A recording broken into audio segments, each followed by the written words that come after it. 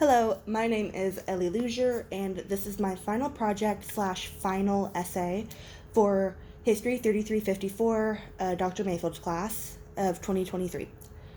And so the title of my project is Inaction is Action, and it is more harmful than you think it is. So, my introduction.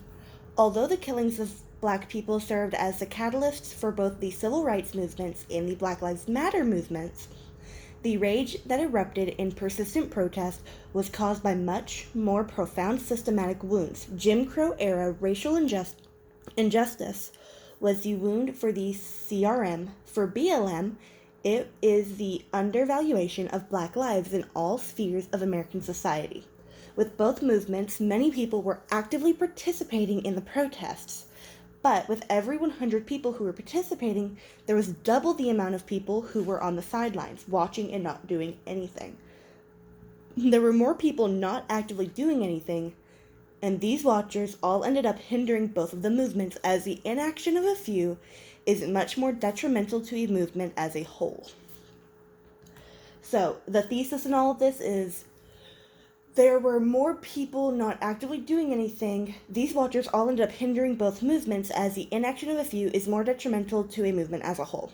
And what does that mean? We'll get to that in a few slides.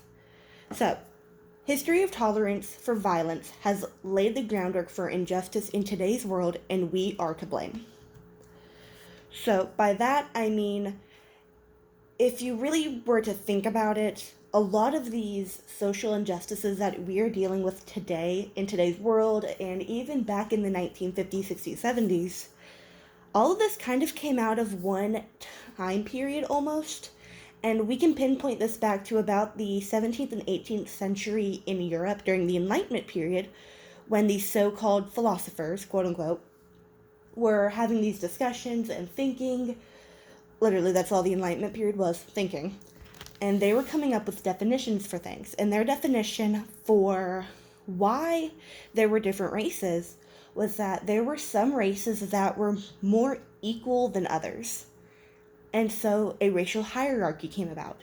And with the racial hierarchy, somebody has to be at the top and somebody has to be on the bottom. That is how it works. And when they kind of came up with this fake hierarchy that they made up, when I say they, I mean like the philosophers, these white men in Europe, they attributed this to just a natural order of being, because the white people in Europe were civilized. They had modern-ish medicine, they had books, they had science, they had jobs, they had religion. And the people who they believed were uncivilized were the people who lived in Africa, or the Native Americans, or anybody who was not what they believed to be civilized. And so with that was their kind of, almost their way of saying that we're better, so we are allowed to enslave you because, well, we're saving you. So that thought process actually carries over into the civil rights movement. A lot of white people at the time still kind of believed that, and a lot of people today in today's world still believe that too. And this is what's causing all of this hate and this just injustice in the world. And so on to the next slide, it reads, a tolerance of social injustice has permeated our societies since the beginning of time, when we made up the racial hierarchy. The racial hierarchy, by definition, is when one race believes they are better than another. This idea of one race being better than another came about during the Enlightenment period in Europe in the 17th and 18th centuries. And there's really no good way to spin this other than this was just a like a really good argument that they used to kind of, yeah, we can enslave them because we're better than them and they need us. So the next topic is, how did inaction affect the civil rights movement? So within the civil rights movement, you don't really think of inaction. You mostly think of people like the police being unnecessarily brutal, or white people lynching black people, or anything like that. But there was a lot of inaction during the civil rights movement. One of the people I interviewed, my Aunt Sandra, she said that she grew up in this time period, and she can attest to like how bad it really was, because that just wasn't your business. You didn't say anything. If you saw somebody just treating a black American like absolute dirt and garbage, you didn't say anything. Even if you knew for a fact that was just not right and they needed to stop, you didn't say anything because that just wasn't your business. That you stayed out of the way. And especially being a white woman at this time, you minded your business or you would be in so much trouble. So, I wrote on this next slide, during the civil rights movement, when people of any color saw the mistreatment of black Americans, they would ignore it since, quote unquote, it was not their business or their place to say anything. My Aunt Sandra grew up in this time period, and she can attest how volatile the treatment of blacks was.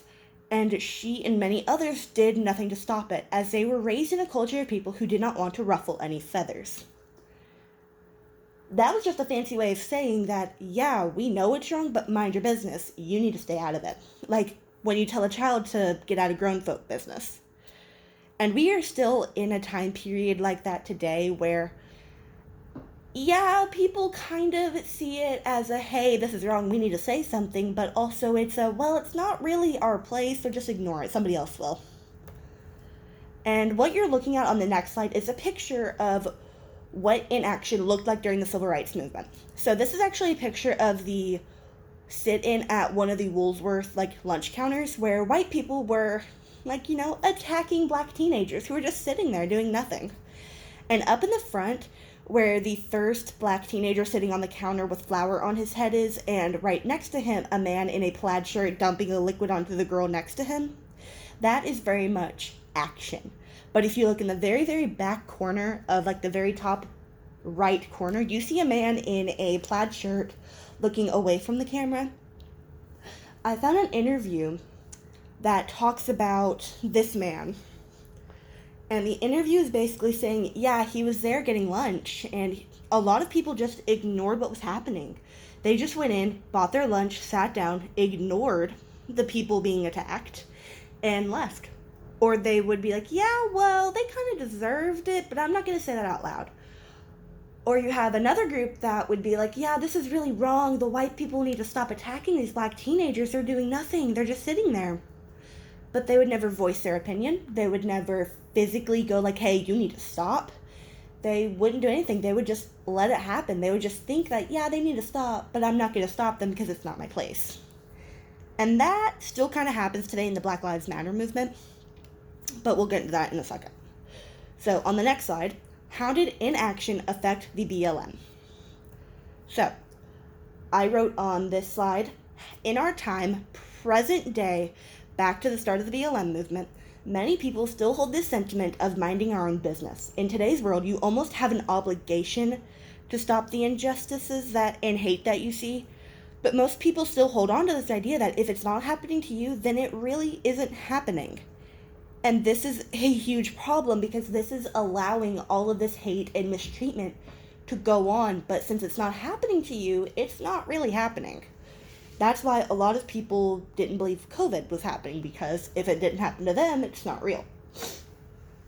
And so this is kind of allowing this social injustice to continue, because a lot of people don't want to step up and have their name plastered on a lot of stuff. They just want to mind their own business and stay out of the way and stay out of the limelight. But with the inaction of the BLM movement, it's a little bit different. So, yeah, you're not going to see outright hate crimes every day now. You still will, depending where you live, but you're not just going to see them every day, like going to the grocery store. But during the whole Black Lives Matter movement, a lot of people were doing what they called Blackout Tuesday. I actually have a picture of it. It's on the next slide. And what you're looking at on this slide is a blue background with 3 Instagram posts. And these 3 Instagram posts are from June 2nd, 2022. Or 21, not 22, my bad. They're from 21. And essentially, it was oh, well, I'm going to post a black screen to show my support for the BLM movement. But I'm not going to donate money. I'm not going to go to the protests. I'm not going to do anything except for this black square post, just to show that I support that. In theory, that's a great thing to do. You're really showing that, yeah, everybody agrees with this. The majority is with this movement. But it's like you're sitting on your couch and you see what happened to Little Rock with the tornadoes and saying, oh, I'm sending my thoughts and prayers. You're not really doing anything. You're just sitting on your couch, on your phone, posting a black square, which is redundant and kind of a waste of time and effort. And even like on the third one to the right, it says, we stand with Breonna Taylor, George Floyd, and a bunch of other people. And until Sunday, June 7th, all of our commerce platforms our booking engine and online shop will be suspended. This is an online shop that you can buy from. And that's cool. In a lot of these places where I actually donate money to the BLM movements, but everyday people couldn't always donate money. And everyday people couldn't always go to every protest or go to every single speech or go do everything, and that is completely understandable. Even back in the 50s and 60s with the civil rights movement, everyday people couldn't do that. But just because you cannot go doesn't mean you can't show your support in other ways. Excuse me.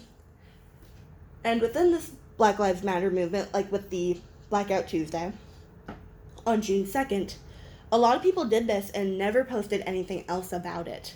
This is all they did. And that is where the inaction part of this whole thing is coming into. They would do one thing, be like, oh yeah, Black Lives Matter. The Blackout Tuesday, I'm posting a black square for it. I support you. And then do nothing else. And that's kind of where the whole idea of, well, I posted the black square, so I'm doing my part came in. But you're not really doing your part, unfortunately. But on to the next slide, which would be my interview. So I interviewed my great aunt Sandra, and she was born in 1941, which would make her about 82, 83 this year. And being born in 1941, she lived through everything of the civil rights movement. She was 7 when President Truman issued Executive Order 9981 to end segregation in the armed services.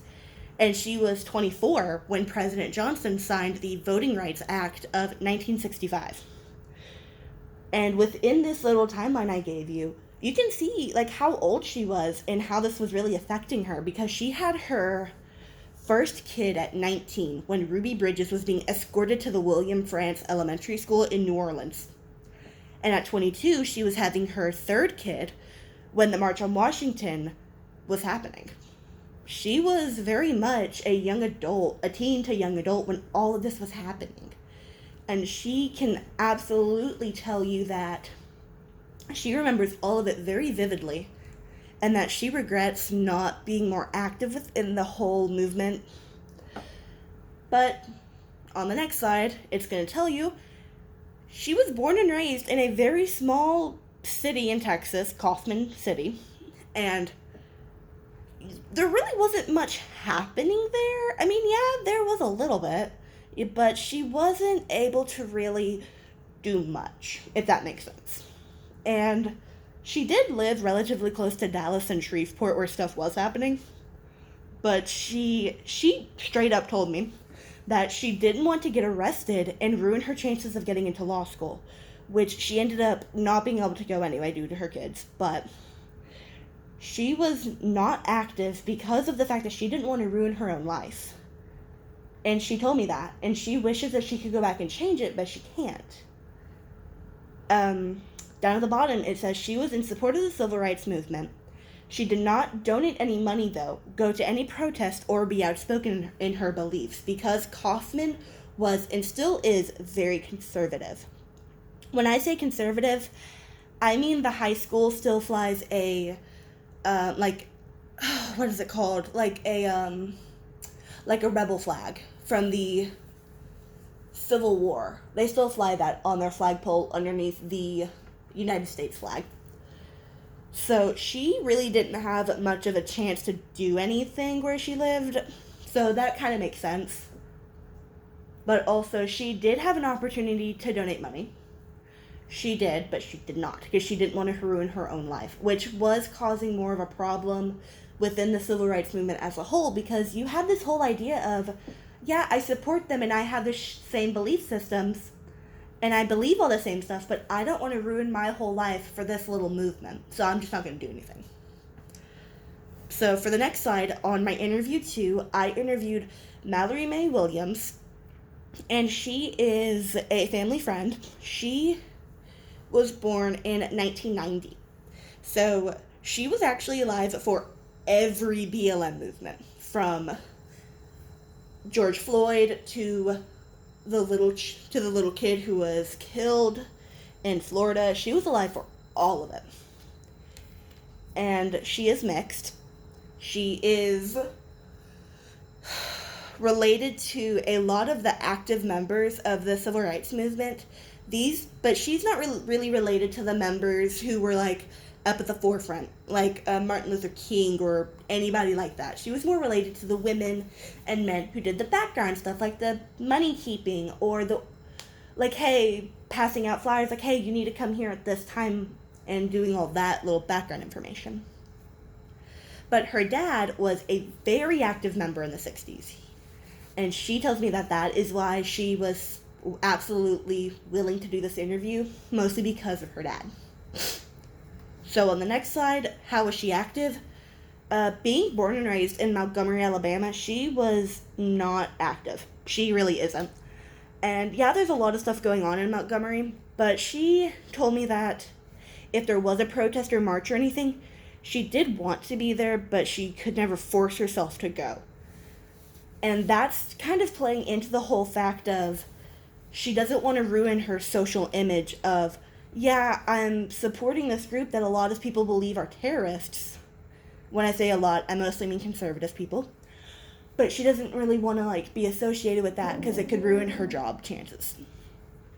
And she goes on later to say, however, she did donate a lot of money to several of the groups and organizations to help the BLM, but she never uses her real name. She does not want to be connected to them in any public way. In a way, she is very ashamed to admit that she is in support of the BLM movement and she's black. That kind of really shows how backwards and messed up our world is, because this movement is to help her and her entire ethnicity, and she's ashamed to be a part of it. And when she says that she donates money, she told me she makes about $200,000 a year, and she donates about $50,000 to $75,000 of that. She still donates a bunch, and it's not just to one organization. She says it's more to like about 10 to 20 different organizations, and she's always done that. Even like at the start, she always made sure to donate a bunch of money. But she does not want to use her real name because she is very afraid that people will judge her. And it's just kind of sad to think about. So, the next slide. How do the two separate interviews work together to illustrate a picture of inaction?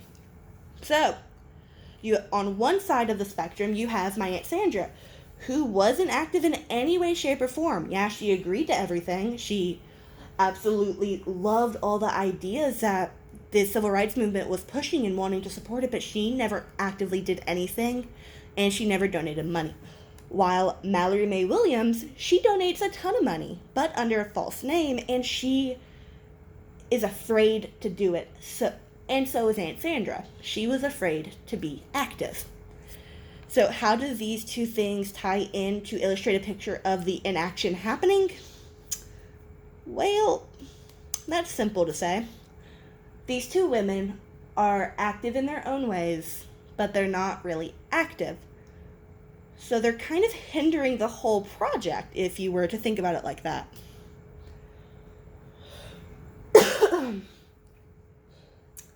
So,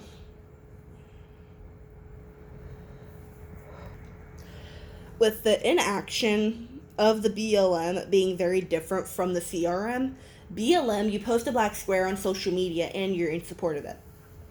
CRM, you wear a pin that says you're a part of SNCC or you support the, like, really any of the movements. Same thing here with the BLM, but it is definitely different.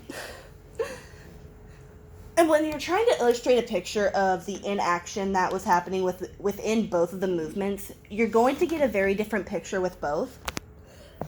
But the same thing kind of is being said here, that, yeah, I'll support you, but I'm not actually going to support you. Okay, and my conclusion. So, the two movements, Civil Rights Movement and BLM, are both about the social injustices and mistreatment of the Black Americans in America. And with each group, you will have the people on the front lines and the people on the sidelines who will quietly share their support for the movement. The two interviews show this, as both women support both movements, but never want to actively put their name to the movement for fear of their own safety. Yes, they helped in their own quiet ways, but in reality, they were not actually helping, they were causing more harm. What do I mean by more harm? They were not actively trying to stop the injustices, they were allowing them to keep happening. And with the bibliographical references I used 4, and I hope you enjoyed my presentation.